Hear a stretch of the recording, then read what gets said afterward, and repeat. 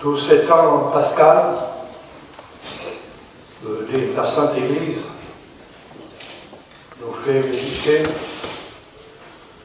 sur les fruits de ces faits surnaturels extraordinaires de la rédemption de notre Seigneur Jésus-Christ, c'est-à-dire sa passion, sa mort, sa croix, le triomphe de sa croix, la victoire de sa résurrection et tous les biens, les fruits spirituels surnaturels qui découlent pour les âmes et pour la Sainte Église, qui tirent leur force justement de ce triomphe rédempteur de notre Seigneur Jésus-Christ. C'est ce Christ, sagesse de Dieu, vertu, puissance de Dieu, pour ceux qui croient. Et parmi ces dons, l'Église nous fait contempler surtout en ces temps la croissance extraordinaire de la Sainte Église, la fondation et l'extension absolument miraculeuse de la Sainte Église. C'est donc le fruit par excellence de cette rédemption de notre Seigneur Jésus-Christ et précisément le don du Saint-Esprit. C'est la Pentecôte. Sur les apôtres, la Vierge Marie, les disciples, les fidèles de l'Église naissante, qui remplit de cette vérité des dieux, de cette force de la foi, rempli de charité et de force dans la profession et prédication de la foi, ont fondé l'Église catholique, qui sont convertis, nos apôtres illettrés, des pêcheurs de leur métier, qui ont converti en prêchant la croix, la rédemption, la résurrection de notre Seigneur Jésus-Christ. Ils ont converti tout le monde civilisé. Et ils ont devenu les fondements de la Sainte Église catholique. Donc les tous les âmes qui, au cours de l'histoire jusqu'à nous, font et feront partie de la Sainte Église. Donc c'est ce feu que notre Seigneur est venu apporter dans le monde. Le feu de la vérité, de la vraie foi, le feu de la charité, de la grâce de Dieu, de la sainteté chrétienne. Et c'est le don essentiel qu'ont reçu les apôtres et la Sainte Église. Notre Seigneur lui-même est très clair. Il dit aux apôtres, après la résurrection et avant l'ascension, il dit aux apôtres de rester à Jérusalem. Alors que là, ils étaient très en danger, évidemment. Car, ce sont les paroles de notre Seigneur, je vous enverrai le promis de mon Père, c'est-à-dire le Saint-Esprit, qui procède Père et du Fils, et que notre Seigneur Jésus-Christ nous a mérité. Je vous enverrai le Saint-Esprit. Alors attendez, afin d'être revêtus de la force d'en haut. Donc attendez à être revêtus de la force du ciel, avant de partir convertir le monde. Et le même Saint-Luc, dans les Actes des Apôtres, nous rapporte ces paroles de notre Seigneur juste avant l'Ascension. Vous recevrez la force du Saint-Esprit qui surviendra un jour, qui donc descendra, qui surviendra un jour, donc dans notre antérieur. Et alors vous serez mes témoins à Jérusalem, dans toute la Judée et la Samarie, et jusqu'aux extrémités de la terre. Et c'est bien ce qui est arrivé. Donc, remplis de la force du Saint-Esprit, ils sont partis en témoin de notre Seigneur Jésus-Christ. Et ils ont rendu ce témoignage d'abord en Judée, ensuite en Samarie, puis dans tout le monde, et jusqu'aux extrémités de la terre. Et en ces pas que les apôtres ont reçu à la Pentecôte, chacun d'entre nous la reçoit, évidemment, en toute proportion gardée, à la confirmation. La confirmation est précisément cela. C'est le don du Saint-Esprit lui-même, c'est l'effusion de la vie et la grâce, des vertus surnaturelles, des dons du Saint-Esprit qui remplissent les chrétiens de force, la force de Dieu, afin d'être témoins. C'est bien l'office et la mission de chaque confirmé.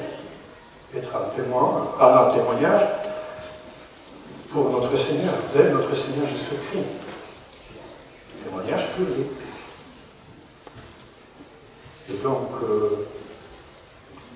le don par excellence que nous recevons à la confirmation, c'est cette présence plénière du Saint-Esprit. Car celui qui est baptisé, qui est avec la grâce, il a déjà le Saint-Esprit, vraiment et réellement à lui. Nous sommes le temple du Saint-Esprit, chaque chrétien. Mais à la confirmation, cette présence est plénière, elle est parfaite. Et en même temps, la confirmation développe la masse baptismale, les bannit, la fortifie, l'achève, la parfaite. Donc il y a une effusion surabondante de la grâce de Dieu. La grâce de Dieu, c'est une participation à la nature de Dieu, qui peut toujours s'accroître. Toute notre vie, nous pouvons accroître cette participation à la nature de Dieu. Mais la grâce apporte avec elle des facultés, des énergies surnaturelles, donc qui nous permettent d'agir. Nous participons donc aussi à la vie de Dieu, et d'une certaine manière à l'opération de Dieu. Car nous pouvons agir surnaturellement grâce à cet organisme surnaturel. Eh bien, le baptisé, il nage, bien sûr. Mais à la confirmation, il est parfait. Il atteint son plein développement à vue de notre vie chrétienne et de notre mission comme chrétien confirmé. C'est pour ça qu'on dit que la confirmation est par rapport au baptême, c'est que l'homme adulte par rapport au petit enfant. Un baptisé, c'est comme un petit enfant, la norme surnaturelle. Et un confirmé comme un homme adulte. Quelle est la différence des natures? Non. Il y a des perfections, des plénitudes, des développements, des forces. Et cette effusion, donc aussi de vie surnaturelle, nous conforme vraiment à notre Seigneur Jésus-Christ. la norme surnaturelle. À notre Seigneur, il y avait la grâce d'union, évidemment infinie, puisque c'est le Verbe de Dieu qui assume une nature humaine. Mais ensuite, il y a une effusion de la grâce. Et il reçoit la grâce de notre Seigneur en tant que chef de l'Église et de tous les membres. Donc, il reçoit une grâce capable de nous transmettre à tous. Et le sens de la foi, et des mouvements, et de la charité. Ce qui fait la tête par rapport au corps. Et alors, le confirmé doit être, plutôt le confirmé, il est conforme à notre Seigneur Jésus-Christ dans cet ordre surnaturel. Un résumé, comme le dit saint Thomas d'Aquin, qui est toujours très précis, très sûr, très mesuré, qui dit que le confirmé est plein du Saint-Esprit, plein de grâce et conforme à notre Seigneur Jésus-Christ, plein de grâce et de vérité. Conforme à notre Seigneur Jésus-Christ, plein de grâce et de vérité. Voilà, c'est donc ce trésor surnaturel que nous recevons tous à la confirmation. Et c'est là donc qu'on solide ou affermit notre vie spirituelle, notre âme, notre vie surnaturelle, pour remplir l'office que nous recevons à la confirmation. Et cet office, c'est d'être témoin, d'être soldat du Christ, d'être apôtre de notre Seigneur Jésus-Christ. Comme témoin, il faut confesser publiquement, il faut professer publiquement. Comme soldat, il faut les femmes, il faut lutter, il faut militer. Comme apôtre, il faut transmettre, il faut propager, il faut diffuser, il faut être missionnaire. Et donc, ce triple office est plus nécessaire que jamais. C'est là où on ne s'échappe pas, n'est-ce pas? Dans la société où nous vivons, dans nos sociétés, nos nations, qui non seulement il y a une apostasie évidente, mais qui deviennent, en tant que société, évidemment, antichrétienne. Donc cette militance, cette profession publique, cette défense publique, cette propagation de la foi devient plus nécessaire que jamais. Et aussi parce que, cela ne nous échappe pas non plus, nous vivons une crise profonde dans la Sainte Église.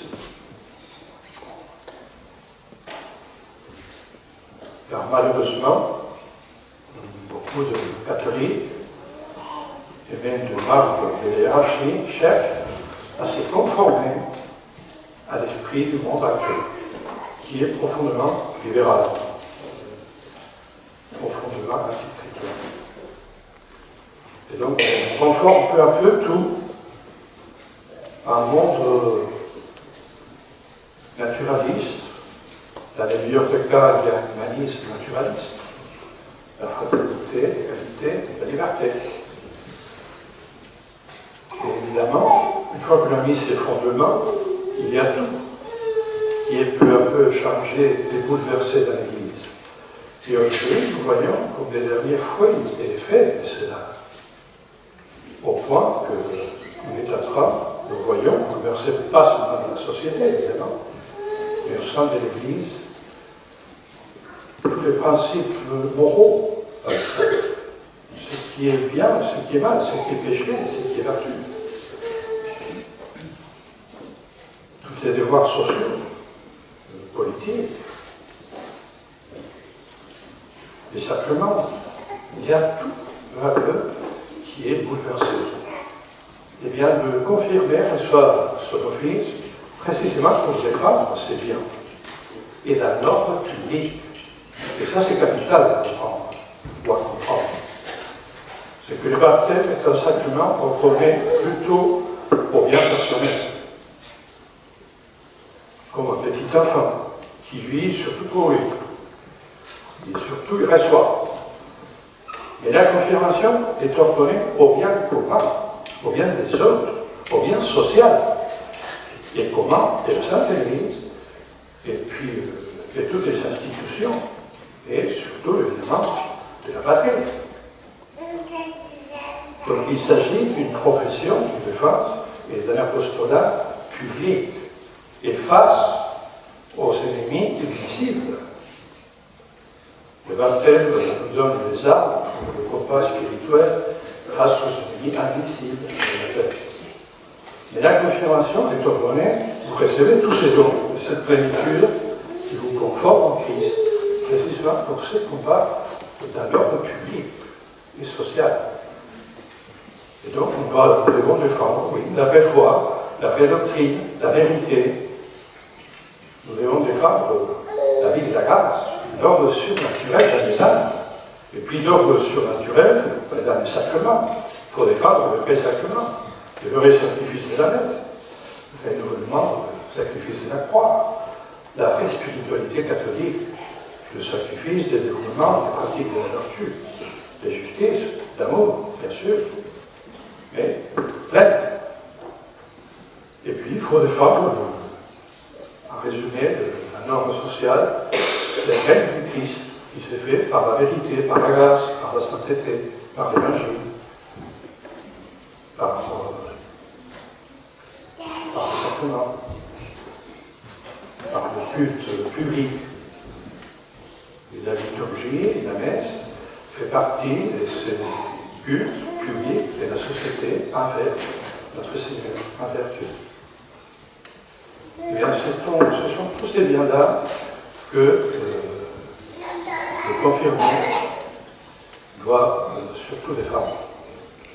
Pour lequel il doit se battre, il doit militer. C'est ainsi, cette semaine, l'Église nous fait servir de première, l'Apocalypse de Saint Jean. C'est pas Pascal, parce que l'Apocalypse, évidemment, a comme deux plans différents. Celui de la terre, les vicissitudes de l'Église, des chrétiens, dans la vie sur la terre, dans l'histoire. Mais il y a comme un autre plan qui est celui de l'accomplissement des desseins surnaturels et sur les élus, sur les chrétiens, de la part de Dieu, par notre Seigneur Jésus-Christ, qui est ordonné au ciel, à l'éternité, à la Jérusalem céleste, dont on parle beaucoup Saint Jean dans l'Apocalypse. Autrement dit, il y a d'une part ces combats sur terre, et puis il y a cette victoire et cette possession pour laquelle chacun d'entre nous lutte, car notre objectif n'est pas ici-bas. Les royaumes dont nous voulons faire partie pour toujours, il est social. Et là aussi, le combat est confirmé, il n'est pas pour lui-même seulement, mais aussi pour tous ceux qui dépendent de lui, qui sont autour de lui, sa famille, qui sont proches, ou auxquels il peut faire du bien. Et alors, Saint Jean nous présente d'abord l'exemple parfait de cela qui est notre Seigneur Jésus-Christ. Il appelle le témoin vrai et fidèle. Fidèle et véritable. Qui a triomphé par son sacrifice. C'est l'agneau qui a été mis à mort. Et c'est par cette voie-là qu'il a obtenu sa résurrection et sa gloire, et puis la nôtre. Il a déjà obtenu. Car nous sommes rachetés dans les sang du Christ, et nous triomphons avec lui, dans la mesure où nous demeurons comme des membres de son corps. Et puis vous connaissez cette lettre qui est notre Seigneur, qui va de Saint Jean, a envoyé aux sept églises, où il a résumé l'histoire de l'Église. Et chaque lettre, notre Seigneur finit chaque lettre en disant au vainqueur, je lui donnerai de l'arbre des vies qui est au paradis de mon Dieu. Celui qui vaincra, il ne sera pas blessé par la seconde mort. Au vainqueur, je lui donnerai de la main cachée, c'est une nourriture céleste, qui est Dieu lui-même. À ceux qui vaincront et qui demeureront fidèles à garder mes commandements, eh bien, je les ferai régner sur toutes les nations. Ils vont s'asseoir dans mon trône, comme moi je le suis assis, comme je m'assois dans le trône de mon Père. Je lui donnerai l'étoile du ciel, d'être la Vierge Marie. Donc notre Seigneur promet la victoire, et à ceux qui vaincront, plutôt la récompense aux vainqueurs, à ceux qui vaincront. Ce qui nous montre bien que notre vie, c'est un cheminement, merci, et surtout un combat spirituel, de foi spirituelle, vers le ciel. Mais il faut le conquérir. Et c'est précisément cela, l'office que vous recevez à la confirmation. Vers la fin donc de l'Apocalypse, notre Seigneur, après avoir montré donc toute l'histoire, a développé toute l'histoire jusqu'à la fin, la part aussi sur le jour, son triomphe final, et la conformation parfaite de ce règne que le Christ présente au Père, dont nous faisons partie, l'Église catholique et puis tous les élus. C'est là le règne du Christ qui rendra au Père à la fin du temps. Et alors notre Seigneur dit à Saint Jean, cette parole solennelle, que celui qui fait la justice continue à faire le mal. Et celui qui se souille, il continue à se souiller. Et celui qui se justifie continue à se justifier. Et celui qui est saint continue à se sanctifier.